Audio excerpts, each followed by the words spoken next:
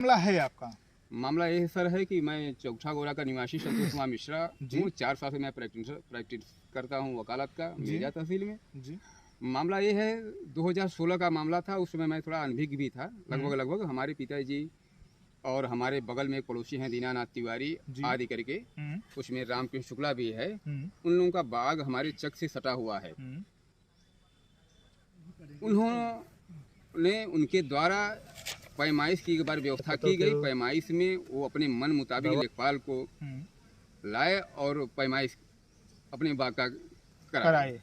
पैमाइश कराने के उपरांत में चकमार्क भी फ्री है, पूरी तरह सुरक्षित है, और जो लैंड जीएस वगैरह है वो भी फ्री है, और उनका बाग भी पूरी तरह सुरक्षित है। उसके उपरांत भी दीनानाथ तिवारी वगैरह अपने को एक मेट्रो दिनांक का संपादक बताता है। हमारे समझ से तो अंगूठा छाप पत्रकार है। आए दिन पहले गांव देश में नशे का धंधा नशेड़ी का करता था।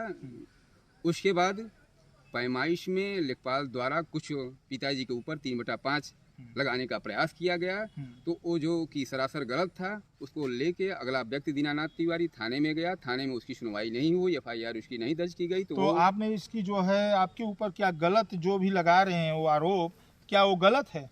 बिल्कुल, ये सरासर गलत है। मैं तो ये चाहता हूँ कि शासन प्रशासन वहाँ पे इसके बावजूद भी जाके वहाँ पे मौका मुआयना करे, अगर जो भी उसमें दोषी हो उसके ऊपर कानूनी कार्रवाई की जाए। रही बात जो पत्रकार की एक गरिमा होती है, पत्रकार का एक सम्मान होता है, पत्रकार का गरिमा होता है सच्चाई दिखाने का, और उसके बाद रही बात पत्रकार का, तो कोई ऐसे जो है झूठी खबर क्यों निकालेगा?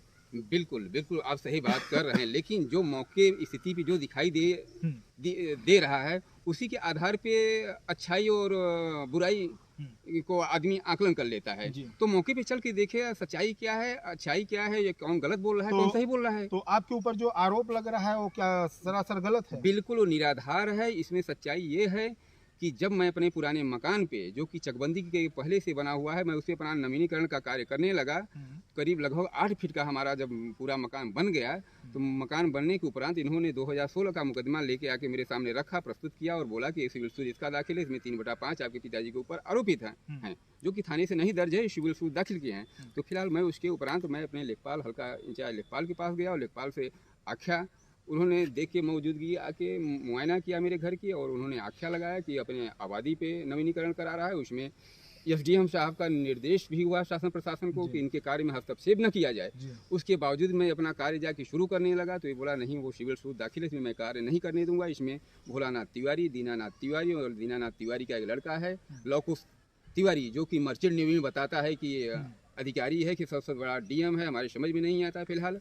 और तो अधिकारी हैं तो उनकी भी तो जो गरिमा है, अधिकारी हैं तो क्या अपने पद का नाजायज फायदा थोड़ी नहीं उठा सकते? बिल्कुल, जो कि उस बच्चे की पैदाइश जो है महाराष्ट्र में हुई है, पैदाइश महाराष्ट्र हुई है। वो हालचाल जो है चौथा गोरा ग्राम सभा का बता रहे हैं, और वो दीनानाथ तिवारी पत्रकार जो हैं अपने को हमारी समझ से तो बिल्कुल अनएजुकेटेड पर्सन हैं। हाँ, वो अनलीगल एलिगेशन हमारे ऊपर लगा रहे हैं। तो फिलहाल उसके बाद मैं इनका जो है स्थगन आदेश जो था 1 महीने के लिए जो सिविल सूद दाखिल किए थे, उसका भी मैं लाया, उसको भी मैं प्रस्तुत किया थाने में। उसके बाद जब मैं अपना कार्य करना शुरू किया, तो फिर उसके बाद हमारे कार्य में ये लोग और उत्पन्न किए। फिर उसके बाद शासन प्रशासन द्वारा इनको थाने में बुलाया गया। थाने में बुलाने के उपरांत हम लोग तो मौजूद हुए। एक रामकृष्ण शुक्ला भी बाग नंबर बाग का हकदार है, वो भी मौजूद हुआ अपने भाई के साथ। लेकिन भोला तिवारी 2-3 बार कहने के उपरांत भी कुछ न कुछ भ्रम में डालते हुए प्रशासन को थाने में अगला व्यक्ति नहीं आया।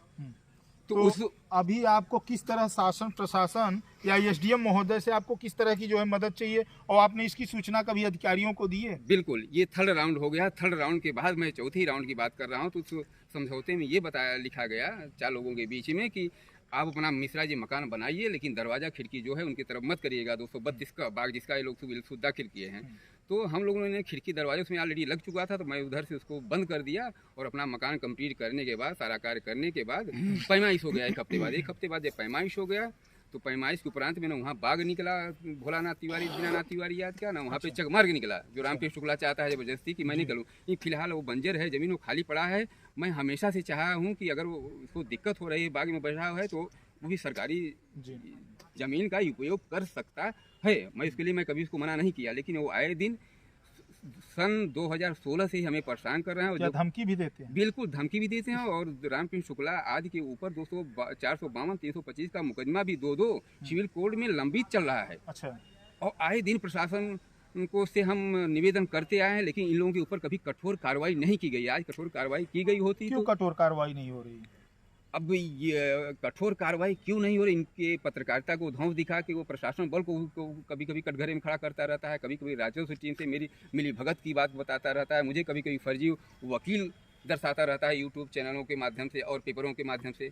हमारी बहन बेटियों को फ्रंट पे करके उनका जो है मगर ये भी तो कहीं कहीं है कि कोई भी पत्रकार हो उसकी एक गरिमा होती है, एक सम्मान होता है। ऐसे झूठे खबरों को जो है कोई प्रकाशित जल्दी नहीं करता, क्योंकि उनका भी एक गरिमा होता है। बिल्कुल। तो पत्रकारिता का क्यों रोक करते हैं? बिल्कुल बिल्कुल, अगर पत्रकारिता है तो अगर सही चीज कर रहे हैं तो सिविल सूट उन्होंने दाखिल किया है 232 का किया है, तो अगर अवरोध करना है, कुछ आपत्ति करनी है तो 232 का में करें ना। देखिए, एक पेपर से जो है 100 पेपर हो जाता है, और सुनवाई की अगर हम आपको बात करें तो फिलहाल सुनवाई नहीं होती। अब इनके ऊपर जो आरोप लगाया जा रहा है, जिस ढंग से बता रहे हैं कि निराधार है। देखिए, इनके पास पेपर भी है और स्क्रीन पे भी चल रहा होगा वो वीडियो जिसमें सारे पेपर आपको शो हो रहे हैं। अगर हम आपको बताएं तो इस मामले को जो है संज्ञान में अधिकारियों को लेना चाहिए, और कहीं ना कहीं ये जांच का विषय है। ये जांच का विषय है। जब तक अधिकारी मौके वारदात पे पहुंच करके जांच न करें तब तक इसका जो है पर्दाफाश नहीं हो सकता। अगर हम आपको बताएं तो इनसे हम थोड़ा सा और बातचीत करेंगे। तो ये बताइए कि अभी आपको क्या वो लोग आए दिन धमकी देते हैं कि यूं ही? बिल्कुल, हमें आए दिन धमकी देते रहते हैं, और इसका प्रेयर कई बार राजस्व टीम के पास और प्रशासन के पास कर दिया गया, और प्रशासन और राजस्व टीम कई बार जाके मौका मुआयना कर चुका है, लेकिन मौके मुआयने को पैमाइश को नहीं मानने से हमेशा इनकार करते आए हैं। अच्छा। और इस बार जब पैमाइश किया गया तो मैं उसका रिपोर्ट भी लिया हूँ लेखपाल के पैमाइश का और राजस्व टीम के द्वारा जो लगाए गए सीमांकन को।